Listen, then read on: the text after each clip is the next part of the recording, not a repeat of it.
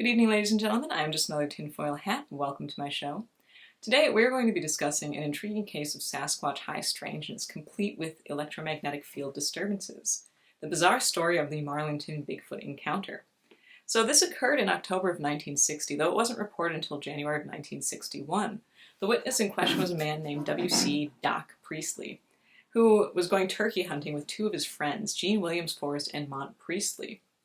They were in a hunting bus, and then good old Doc Priestley was following in his car. Now, they were driving along, he was following the bus, and about an hour up the Williams River near the small town of Edgware, 3 miles north of Marlinton, in the middle of the Monongahela National Forest, he said his car, which had previously been running fine, in several newspaper articles he is quoted as saying was purring like a kitten, suddenly started sputtering, stalled, and came to a stop. Now, Doc noticed that to the left beside the road, there was this bipedal, furry, Sasquatch-like creature, with its long hair bristling on end. A very strange detail, which we'll get to in a second here. Now, Doc said that he was so scared he couldn't even move, and is unsure how long he sat there before finally his two buddies noticed that he was no longer behind them, so they backtracked to see what the matter was. Now, the monster seemed afraid of the approaching hunting bus. It dropped its hair, again, which is a very strange detail, and as soon as it did so, the car started back up. So it vanished into the underbrush, and Doc Priestley said that he didn't say anything. Soon enough, they were on their merry way, though several miles down the road, the car started acting up again. He said that he could see sparks flying from under the hood like there was a really bad short, and of course it came to a stop yet again. Perhaps unsurprisingly, beside the road was the same creature with its hair bristling up yet again. So his two friends backed up, the monster saw the hunting bus approaching and ran off. Unfortunately, this time, the car didn't start back up. The points were completely burned out of it. Now, the reason that Doc Priestley said that he kept quiet about it for so long is simply because he wanted to go back to the area to do some deer hunting later in the season, and was afraid that if he told his friends what he had seen, they'd be too scared to come back and they wouldn't go with him. So there were other reports of similar creatures in the area at the time. On December 30th, a 25-year-old bakery truck driver by the name of Charles Stover claimed that he saw the thing around 11 p.m. He said that as he was rounding a curve on a backwoods road between Braxton and Webster counties, he saw this 6-foot-tall, hair-covered bipedal thing just standing there. He was so upset that he stopped for coffee at a local restaurant. One thing led to another, and then a posse of shotgun-toting locals descended on the scene looking for the creature. Unfortunately, by the time they got there, all they found were some odd marks in the ground and upturned rocks, though strange cries would plague the area for some time thereafter. And it's really neat because you can see from the papers, there was a mild monster panic going on at the time. People were even, writing into the newspaper, joking about it. Other people were saying that they'd seen it. A kid even got in trouble for freaking out because he thought he saw the creature and he jumped through a window. It's kind of madness. But as far as, the Marlinton encounter of Doc Priestley goes, it's one of my favorite high strangeness Bigfoot encounters because the reaction seems so immediate.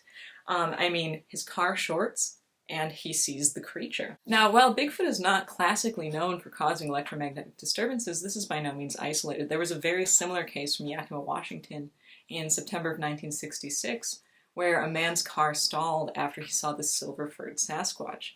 Now, the Marlinton encounter, though, again, it stands out to me because it's very cohesive, and again, the reaction is very immediate. Especially that bizarre detail of the bristled hair. Now, more classical Bigfooters of the flesh and blood variety note that the bristled hair thing is actually seen across many different accounts, and they claim that this is due to it being just a primate behavior. Especially gorillas are known for raising their hair quite literally in response to aggression or as a display. However, with Marlinton, it does seem as though it's intrinsically tied to the electromagnetic disturbance. It's very coincidental to note that the hair dropped and the car started up for the first time. Of course, for the second time, it was irreversibly damaged.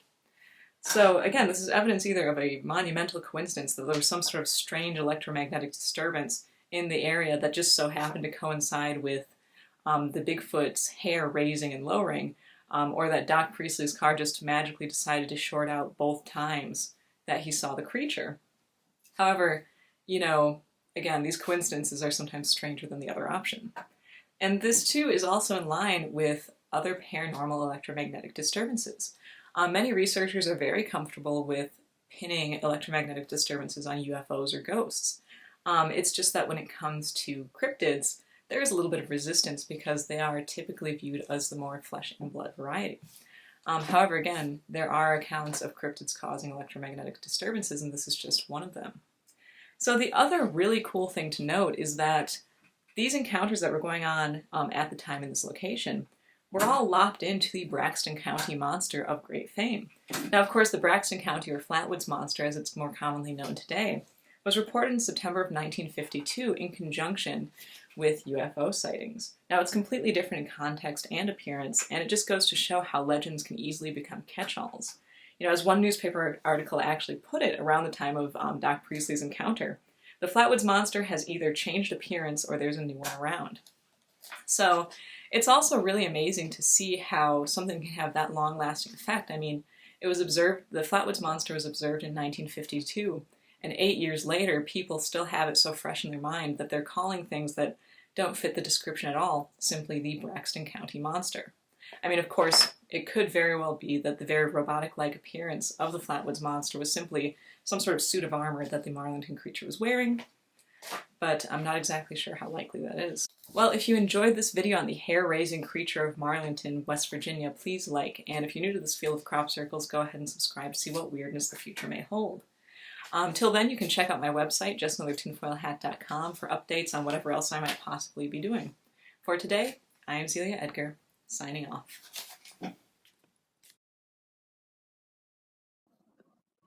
Doing.